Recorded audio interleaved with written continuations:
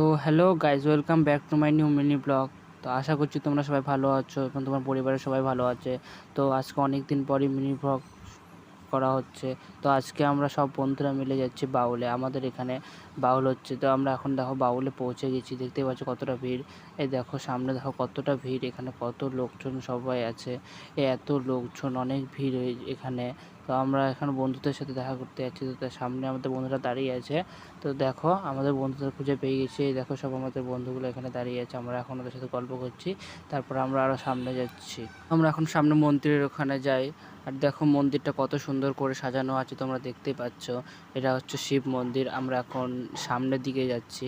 তো সামনের দিকে যাই, আমরা এখন ঠাকুরকে প্রণাম করব। আর এদিকে দেখো শিব ঠাকুরের মূর্তি বসানো হয়েছে, দেখো। তারও সাইডে সামনে দেখো এখানে আর একটা কঙ্কালের মূর্তি আছে। তো দেখতে পাচ্ছ এখানে কঙ্কালটি সাইকেল চালাচ্ছে। তো আমরা